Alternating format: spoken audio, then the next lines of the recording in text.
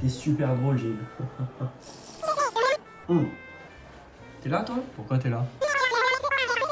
Ah oui, le titre, les 10 commandements du SEO. Ah ok, ouais, tu veux apprendre ce que c'est en fait. Les trucs les plus importants en SEO. Ok, pas de soucis, je vais te donner les conseils. Juste par contre, tu me fais 50 € PayPal et puis... Non, ok, bon, c'est pas grave, je te les donne. Bon, quels sont les 10 commandements du SEO? Voilà, quels sont les 10 trucs les plus importants à savoir pour que ton site, il se classe en haut là. Là, non, tu vois, là, il y a le haut. Là, c'est genre le haut et qui là au-dessus. Ouais, non, encore. Encore. Bon, bref, c'est bon, t'as compris. Bref, c'est parti, avec go. Du contenu de qualité, tu écriras.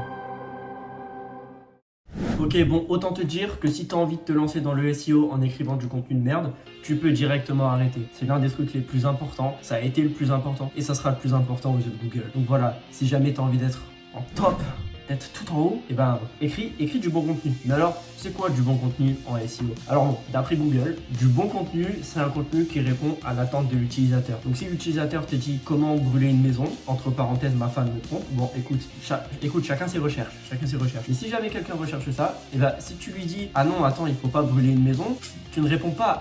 Tu ne réponds pas à sa question. Alors que si tu lui expliques, ok, bah alors tu mets minutieusement de l'essence dans le sous-sol, surtout si la maison elle est en bois. Bref, t'as compris. Si tu lui expliques comment faire, a priori, normalement t'es direct là, t'es en haut. Et en plus, si tu le fais en optimisant bien comme il faut ta page pour que Google comprenne que tu réponds à ce que l'utilisateur te demande, là dans ce cas-là, c'est bingo, frérot, t'as gagné. Ne te pose pas de questions au niveau longueur, etc. On te dit en général, plus c'est long, plus c'est bon.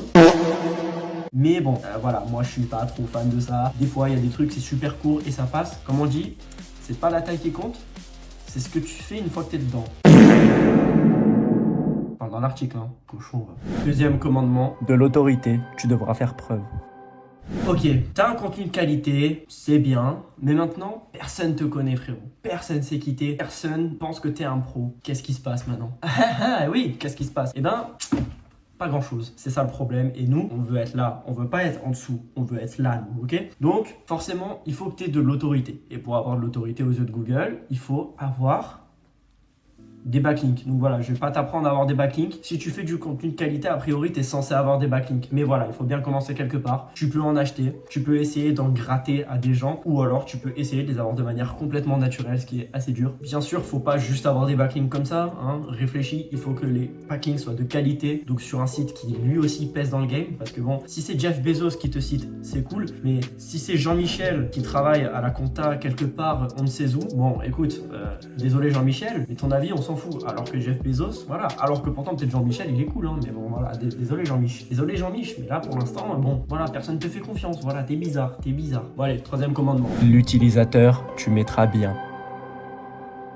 Bon ok, imagine t'accueilles quelqu'un chez toi et t'as envie qu'il revienne et t'as envie qu'il parle de toi, il parle de ta manière d'accueillir autour de lui. Comment tu fais? Bah frérot, tu l'accueilles bien, tu le mets bien. Et bah là c'est pareil, quand quelqu'un arrive sur ton site, est-ce que t'as envie qu'il voit des photos dégueulasses qui se chargent pas? Est-ce que t'as envie que quand il clique d'une page à une autre, ça marche pas, qu'il y ait des erreurs de partout? Non frérot, t'as pas envie de ça. Alors qu'est-ce que tu vas faire? Tu vas améliorer l'expérience utilisateur. Il faut que ce soit fluide, faut que l'utilisateur il soit content de venir, tu vois qu'il ait pas envie de partir. Parce que s'il a envie de partir, ben voilà, c'est comme si t'invites quelqu'un chez toi et il y a du caca par terre. C'est un peu dégueulasse, tu vois, la personne ne va pas revenir et la personne va dire lui c'est un crâne, lui il est bizarre, lui. Vas-y va pas chez lui, et c'est un mec bizarre. Ben voilà, ben là c'est pareil pour ton site. Ton site c'est comme une maison frérot, il faut que t'aies des jolis petits meubles, faut que ce soit beau à voir, faut que ça sente bon, tu vois, faut pas que la circulation soit bouchée par 4 caleçons que t'as laissé par terre depuis 5 jours, tu vois. Non, faut que ça soit propre, ok? Donc fais ça sur ton site. Bon, alors sans déconner, plus sérieusement, comment tu peux améliorer cette UX, expérience utilisateur? Comment tu peux faire? Bah déjà, en ayant des pages qui cherchent plus vite quand même, en ayant des pages qui fonctionnent entre elles, donc voilà, faut pas qu'il y ait trop de redirection, des erreurs, etc. Faut que ton site aussi soit agréable globalement en fait, c'est un concept, tu vois. Faut que ce soit fluide, tout simplement. Voilà, faut que ton site il soit smooth, ok? Quatrième commandement, tes pages, tu optimiseras. Bon, alors, je parlais d'optimisation de temps de chargement des pages pour l'expérience utilisateur, mais c'est pas que ça. Il faut aussi que tu optimises tout ce qui est optimisable. Je sais pas si ça se dit. Mais bref, faut que tu aies balisé SEO, donc c'est en gros le titre de ton article de blog, par exemple, tes sous-titres, tes sous-sous-titres, etc. Faut que tout soit structuré. Si tu structures n'importe comment, déjà, bon, l'utilisateur, ça va le perdre.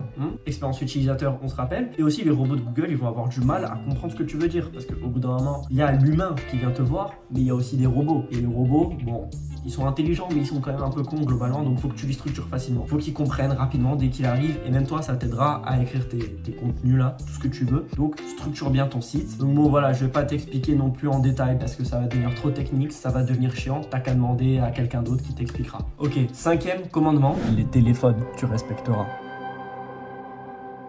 Bon, ok, quand on travaille dans le domaine du site web, on a tendance à juste en fait mettre bien les gens qui sont sur PC, tu vois. On se dit, bah de toute façon, nous on travaille sur PC. Donc en fait, on n'a pas ce truc de se dire, ah ouais, mais ceux qui sont sur téléphone, faut penser à eux. Parce que personne travaille depuis son téléphone pour créer son site. Alors que, eh ben en fait, en réalité, il faudrait d'abord construire ces pages pour les gens qui sont sur mobile parce que c'est eux qui sont majoritaires sur Google, ok? Donc respecte les gens qui sont sur leur téléphone, voilà, même s'il y en a qui passent 8 heures sur leur téléphone, bah écoute, quand bien leur face, faut les respecter et il faut que ce soit fluide pour eux. Donc tous les conseils que j'ai dit juste avant, ça s'applique aussi pour eux. C'est-à-dire que des fois, tu vas créer une page sur PC, tu vas mettre une image, elle va s'afficher version ordinateur et version téléphone, elle va être dégueulasse. Donc ça, faut pas que ça arrive. Moi, ça m'est arrivé des dizaines de fois, ça m'arrive des fois encore en vrai, parce que voilà, tu sais, t'as fini la page, ça t'a pris longtemps, des fois t'as la flemme de vérifier sur mobile, mais il faut le faire. Voilà, il faut le faire parce que c'est important. Il faut que ça soit responsive. Donc, tu fais pas le con et tu vois, optimise bien pour téléphone, ça peut être bien. Maintenant, 6e commandement.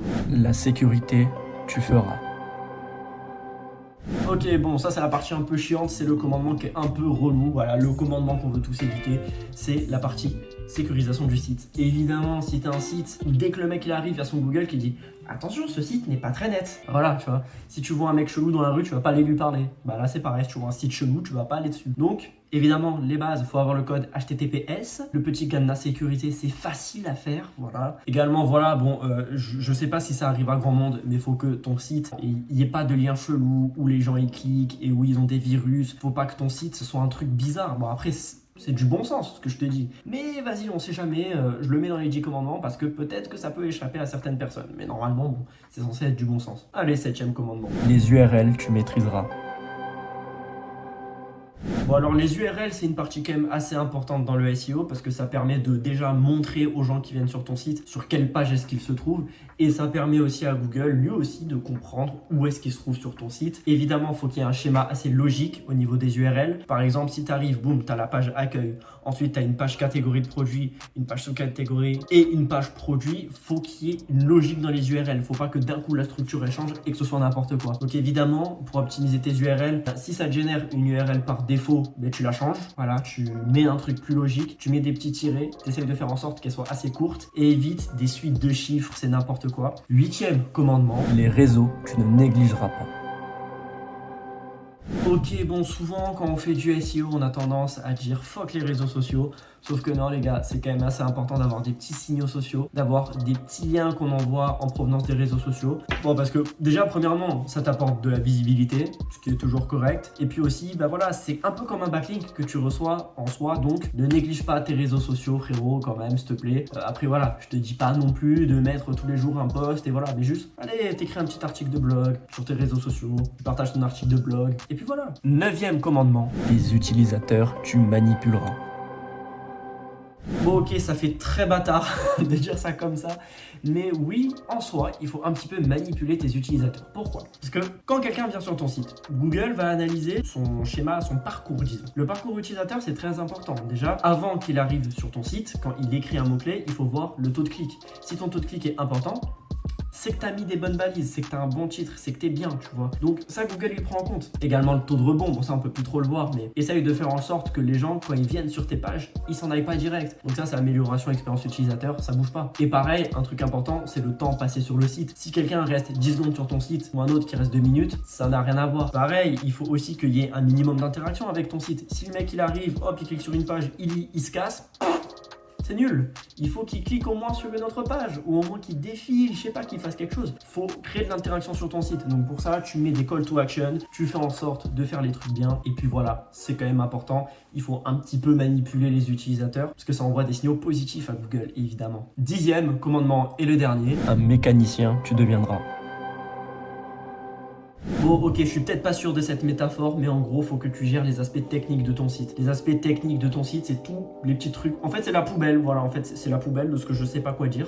C'est la poubelle des 10 commandements. Parce qu'en fait, voilà, il faut que tu optimises tout ce qui peut être optimisé. Par exemple, crée-toi une sitemap. Voilà, il faut que tu aies une sitemap qui soit assez logique pour que Google arrive à se déplacer sur ton site. C'est un élément technique qui est important. Pareil, le fichier robotext, faut qu'il soit bien, tu vois, c'est des trucs basiques, il faut que tu les aies, c'est chiant, c'est un peu technique, mais il faut que tu les aies. Configure ton Google Analytics, configure ton Google Search Console pour pouvoir voir tes résultats, et puis voilà. Bref, si tu suis ces 10 commandements, a priori, ton site il est censé décoller comme ça. Normalement, a priori, ton site là, je spoile pas ce qui va se passer, mais t'appliques tout ça, t'appliques quelques petites stratégies par-ci par-là, et puis au bout de 6 mois, normalement, ton site il commencerait déjà un peu décoller. Bref, je rappelle, aux 1000 abonnés, j'ouvre un Discord communautaire où on pourra parler de ces 10 commandements.